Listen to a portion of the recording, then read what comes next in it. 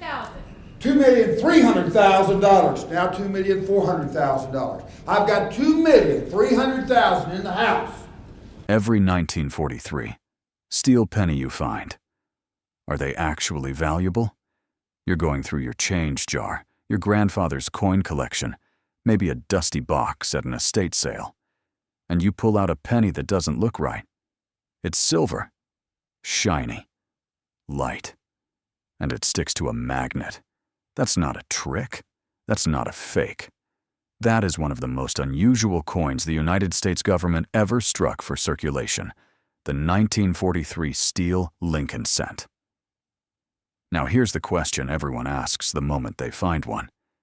Is this worth anything? Did I just find something valuable? And here's the honest answer. It depends entirely on which one you have. Because within the 1943 steel penny series, there are coins worth 25 cents, coins worth $25, and, if you're extraordinarily lucky, coins worth over $1 million. Today, we're going to walk through every version of this coin, how to tell them apart, what condition actually means for value, and the counterfeits and tricks that fool even experienced collectors every single day. Stick with me, because by the end of this video, you'll know exactly what you have, and exactly what it's worth. To understand this coin, you have to understand the moment in history that created it. It's 1942. The United States has just entered World War II. Every industrial resource in America is being redirected toward the war effort. Steel, rubber, tin, copper.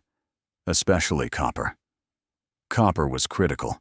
It was needed for ammunition casings, electrical wiring and military equipment, and communication infrastructure. The U.S. military needed millions of pounds of it, and it needed it now. The problem? Every single American penny was made of 95% copper. With over 1 billion pennies being minted every year, the U.S. Mint was consuming copper at an enormous rate. Copper that soldiers needed. Congress and the Treasury Department had to act fast. After testing various alternatives, including plastic, glass, and even recycled shell casings, they landed on zinc-coated steel as the solution. Starting January 1st, 1943, all 3 active U.S. mints, Philadelphia, Denver, and San Francisco, began striking cents from zinc-coated steel planchets. By the end of 1943, over 1 billion steel pennies had been struck and released into circulation. 1 billion coins.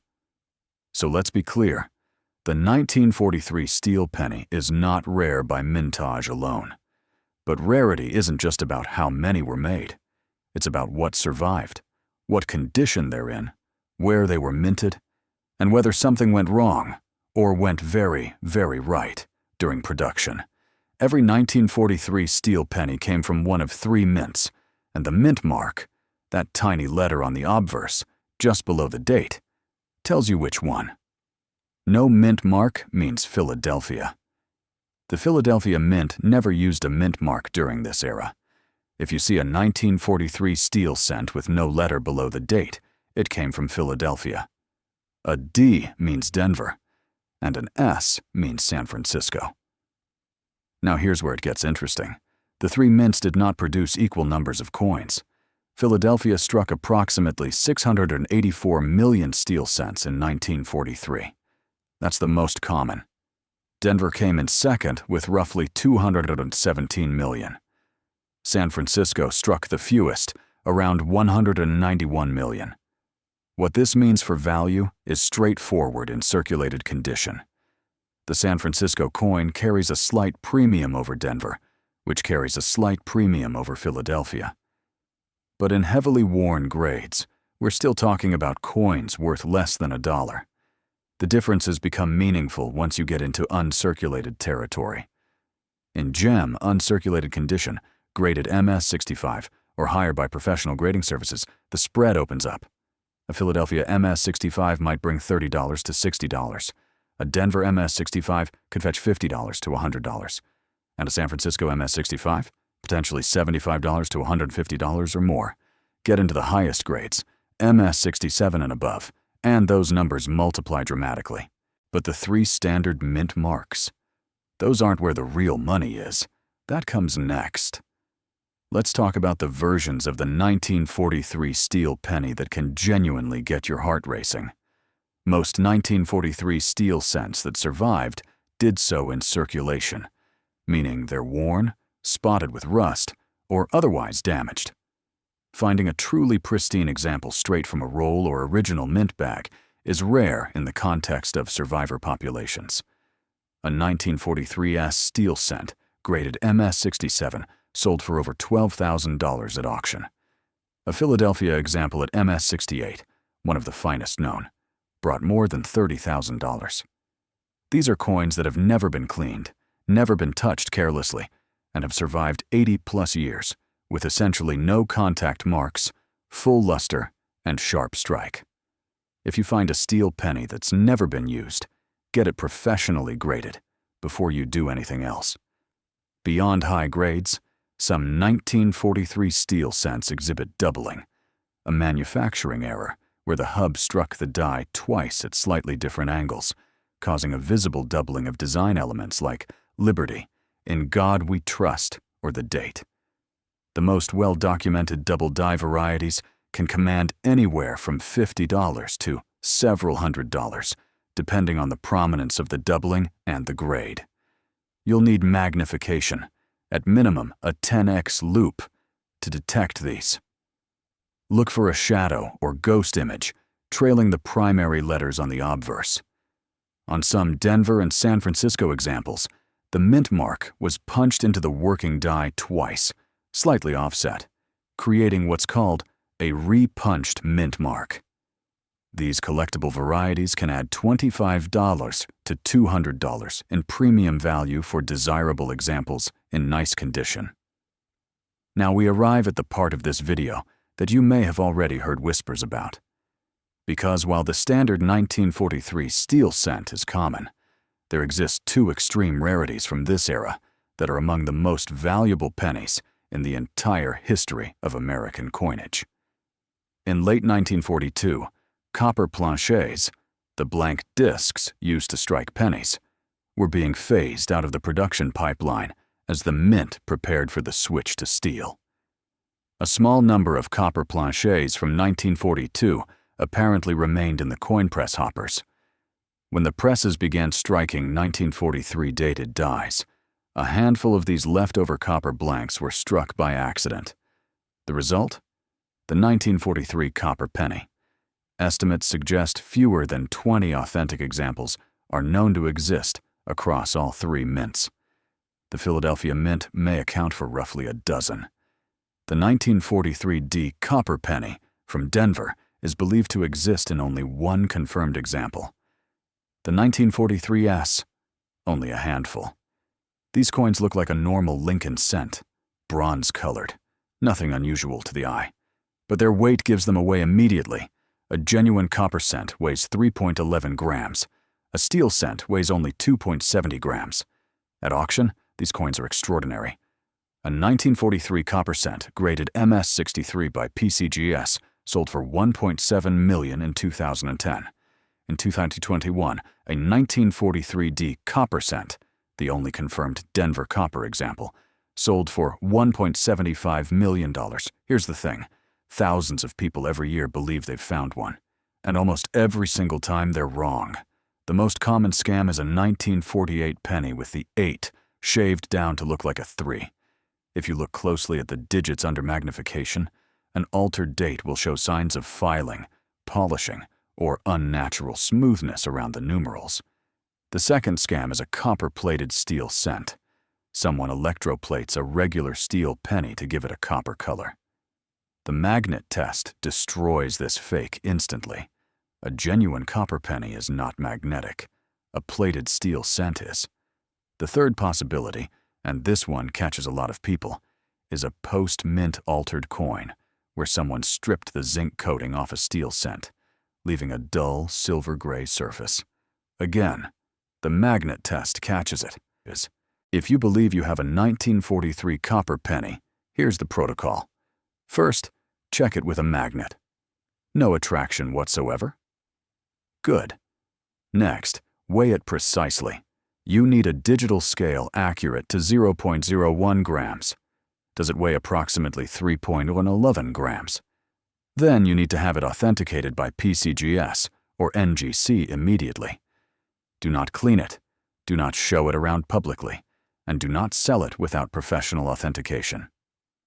Now, the mirror image of the 1943 copper penny also exists. In 1944, the mint switched back to bronze for cents. But, in the same way leftover copper planchets contaminated 1943 production, a small number of leftover steel planchets were struck with 1944 dated dies. The 1944 steel penny is, if anything, rarer than the 1943 copper in certain mint marks.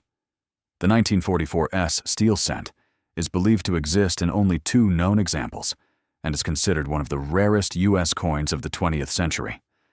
If you find a 1944 penny and it sticks to a magnet, treat it exactly as you would a 1943 copper. Weigh it, do not clean it, and get it to a professional grader. Let's take a step back from the holy grails and talk about the coin most of you actually have, a standard 1943 steel cent. Here's what most people get wrong. They assume any 1943 steel penny is worth significant money just because it's steel. It's not. Condition is everything. The coin grading scale runs from 1 to 70. In poor to good, grades 4 through 6, you have heavy wear, a flat design, possibly rust spots or pitting. These coins are worth 10 to 25 cents. Fine to very fine grades show moderate wear, with most design details still visible. Value there is 25 to 75 cents. Extremely fine, grades 40 to 45, shows light wear on only the high points, with full design visible and some original luster remaining. Value is $1 to $3 for Philadelphia, slightly more for the S Mint. About uncirculated examples show traces of wear on only the highest points. Lincoln's cheekbone, the wheat tips on the reverse. Value is $3 to $10. Mint state coins, MS-60 through MS-65, have no wear at all. Full luster. This is where value climbs meaningfully. $10 to $60 depending on grade and mint. And in gem and superb gem condition, MS-65 through MS-68 and above, you're looking at the finest surviving examples, potentially $100 to $30,000 or more for the finest known. One critical caution about rust: steel pennies are notorious for it. The zinc coating on many coins was imperfect from production. The mint was ramping up quickly, and quality control wasn't perfect. Many coins began rusting in circulation almost immediately. A rusty 1943 steel cent is worth less than a cent in many cases, and cleaning it to remove rust makes it worth even less to a serious collector. Never clean, polish, or buff a coin you intend to sell. All right, you have a 1943 steel penny in your hand right now. Here's exactly what to do. First, the magnet test. Grab any household magnet. Refrigerator magnet works fine. Hold it near your penny. If it sticks, you have a genuine steel cent. If it doesn't stick at all, you may have a 1943 copper cent or a mislabeled coin. Weigh it immediately. If it weakly attracts, it could be a plated coin or a coin with partial coating loss. Also weigh it. Second, the weight test. Use a digital jewelry scale accurate to 0.01 grams. A steel cent weighs 2.70 grams within a 0.05 gram tolerance. A copper cent weighs 3.11 grams. If your coin weighs close to 3.11 grams and didn't attract the magnet, stop everything and contact PCGS or NGC. Third, identify the mint mark. Look at the obverse, Lincoln's portrait side. Below the date, nothing means Philadelphia. D means Denver. S means San Francisco. Fourth, assess condition honestly. Hold the coin under a single light source at an angle. Watch how the light plays across the surface. Look for wear on Lincoln's cheek and hair, luster in the fields, contact marks, and any rust or corrosion. If the coin shows obvious wear and any rust, it's likely worth under $1. Fifth, look for varieties. Under a 10x loop, examine the date for doubling, Liberty for a shadow image, and the mint mark for any repunching. If you see clear doubling on any element, document it with a photo before handling further. Sixth, if you believe you have something meaningful, MS60 or higher, a significant variety, or anything that didn't attract the magnet and weighs around 3.11 grams, submit it to PCGS or NGC. Standard submissions run $25 to $50 per coin. For a coin worth $500 or more, or potentially $1.7 million, it absolutely pencils out. So let's say you've evaluated your coin and you know what you have. What do you do next? If you're selling a common circulated steel cent, coin dealers will buy them for 10 to 25 cents each in bulk. You could sell them on eBay in mixed lots, but individual shipping costs eat into your profit unless you're bundling. Honestly, your best return on a common circulated piece might simply be to keep it. It's a genuine artifact from World War II that has value beyond dollars. If you have an uncirculated or near uncirculated example, get it graded if you're serious about maximum value. Ungraded, you'll sell at a discount to collectors who aren't sure what they're getting. A PCGS or NGC slab gives the buyer certainty and you a higher realized price. eBay, Heritage Auctions, Stax Bowers, and Great Collections are all legitimate marketplaces for graded coins. On counterfeits, never buy a raw, unslabbed 1943 copper penny from anyone unless you are an expert. The fakes are so pervasive that every major grading service has seen thousands of altered coins submitted. If someone is selling a 1943 copper penny for a few $100s, it's fake. The real ones sell for 6 figures, minimum. And one final scam to know. Some sellers on platforms like eBay list regular 1943 steel cents with breathless descriptions like rare wartime coin and charge $5, $10, even $20 for a coin worth 25 cents. These aren't illegal. The coin is genuine, but you're massively overpaying. Know your values before you buy. So let's bring it home. The 1943 steel penny is one of the most fascinating coins in American history, born out of wartime necessity, produced by the billions, and hiding within its ranks some of the most valuable coins ever struck. The vast majority of 1943 steel cents you'll ever find are worth under $1. That's the reality. Don't let it disappoint you. These coins are over 80 years old. They touched real hands during World War II, and they represent an extraordinary moment in U.S. history. But a small percentage of these coins, the high-grade survivors, the double-die varieties, the repunched mint marks, are genuinely worth pursuing and professionally evaluating. And the 1943 copper penny, if you find one that passes the magnet test and weighs 3.11 grams, your life may be about to change. Here's your checklist one more time. 1. Magnet test first, steel or not. 2. Weigh it, 2.70 grams or 4.11 grams. 3. Find the mint mark, Philadelphia, Denver, or San Francisco. 4. Assess condition honestly. 5. Look for varieties under magnification. 6. Grade anything potentially valuable professionally. That's it. That's the whole system. If this video helped you understand your coin better, drop a comment below and tell me what you found. I read every single one. And if you want to go deeper on Lincoln cents, including the wheat penny years, the key dates, and the errors that have made collectors rich, that video is right here. I'll see you there.